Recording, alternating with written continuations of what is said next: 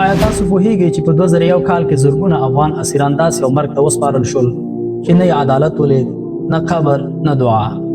آیا ته پوهیږئ چې په 2001 کال کې د افغانستان په شمال کې داسې یو جنایت وشو چې زرګونه طالبان په یوه شپه د ځمکې لاندې شول؟ د دوی چیغې اسمان ته ورسېدې، خو نړۍ چوپه پاتې شوه. دا د دشت لیلې کیسه ده، یوه خونړۍ زړه بوږنونکې او له درده ډکه کیسه. لومړۍ برخه د 2001 کال د سپټمبر په 11 نیویارک کې 2 برجونه ړنګېږي، نړۍ لړزېږي او تور د افغانستان پر خاوره لګېږي. نړۍ په یوه شیبه کې بدله شوه. نیویارک، واشنګټن، وینې، اور او چغې. د امریکا خلک شخوند وهلو ته اړ شول.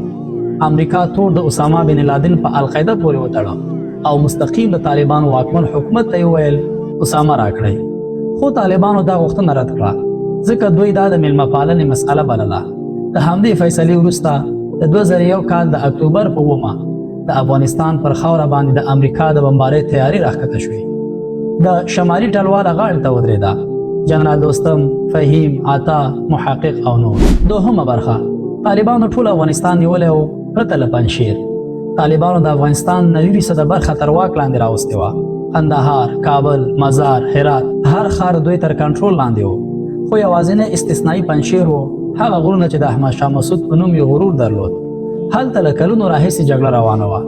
اوس د امریکا مرستې سره دا مقاومت یو ستر ځواک شو. درېیمه برخه کندوز او د تسلیمۍ معامله.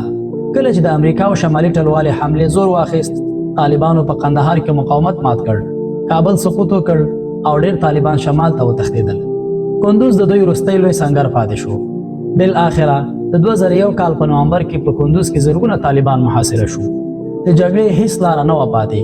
هغوی ته د خپلو مشرانو لخوا امر وشو وسلې پرېږدئ، تسلیم شئ، شاید ژوندي پاتې شئ.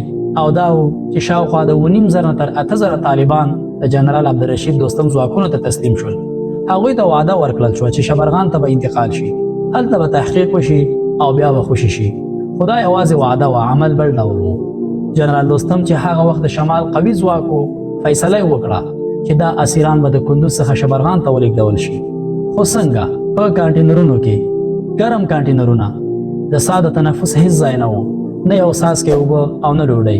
هر کانټینر کې د 2,500 نه تر 300 کسان. خلک چغې وهي، هوا نه لري، د ګرمۍ له لاسه بېخوده کېږي او کله کله د ژوندي پاتې کېدو لپاره یو بل وژني. دا نه فلم دی نه ناول، دا یو ویرجن حقیقت دی. خو بالاخره یرګنک دښته کې دوستم د امریکایانو سره یو ځای شو. بندیان هلته راورسېدل، خو ډېری لا له مخکې مړه وو. په پای کې یوازې د 1500 نه تر 3000 ژوندي کسان شبرغان زندان ته ورسول شول. باقي د دښتې لیلې خاورو ته وسپارل شول. شبرغان زندان هم د وحشت یو بل فصل و. بندیان وهل، توهین، لوږه او ناروغۍ. یو بندي وایي زموږ تر ټولو لوی اشتباه دا وه چې موږ تسلیم شو. څلورمه برخه د کانټینرونو دننه د انسانیت مړینه. یو شاهد وایي زموږ چغې تر اسمانه رسېدې، خو څوک نه و چې یې واوري. بل وایي موږ 300 کسان وو، خو شبرغان ته یوازې 20 ژوندي ورسېدو. ځینې راپورونو کې راغلي چې په کانټینرونو کې د زیاتو چغو له امله د دوستم ملیشو په کانټینرونو باندې ډزې وکړې. څوري یې کړه، خو بیا هم څوک ژوندي پاتې نه شول. په لارو کې کانټینرونه خلاص شول، له دننه څخه وینه روانه وه او جسدونه یو پر بل باندې پراته وو. څېړنې ښایي چې تر 3,000 بندیان یوازې په لارې کې مړه شول. 5مه برخه د دښتې لیلې ډله ییز قبر.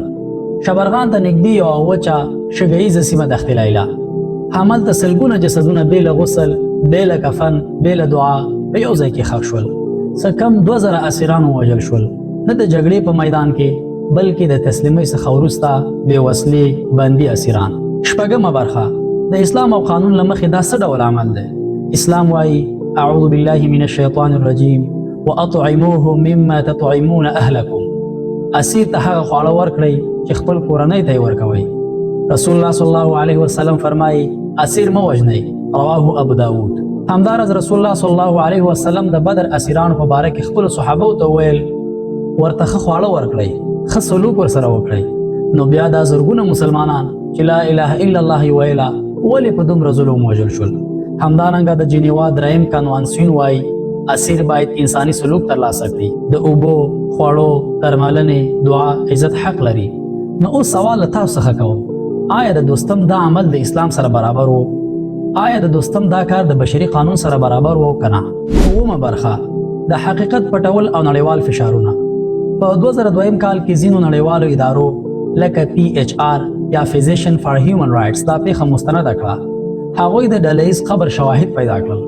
همداراز په 2009 کال کې نیویارک ټایمز یو مفصله څېړنه خپره کړه. حتی د امریکا حکومت تر پوښتنو لاندې راغی چې ولې دا پیښه نه ده څېړل شوې. اوباما ادارې نه غوښتنه وشوه چې دا موضوع وڅېړي، خو تر ننه چوپتیا ده. اتمه برخه د شاهدانو خبرې زړه بوږنونکې کیسې. یو ژوندی پاتې شوی کس وایي ما یوازې دومره اورېدل اوبه خو اوبه نه وي، یوازې وینه، چغه وه، مرګ و.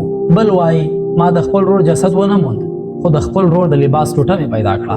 نهمه برخه وروسته حکومت او د عدالت چوپتیا. تر دې جنایت وروسته یو موقت حکومت جوړ شو. کرزی راغی. دوستم بیا هم لوی سړی پاتې شو. حامد کرزی د سیاسي فشارونو له امله خاموشي غوره کړه.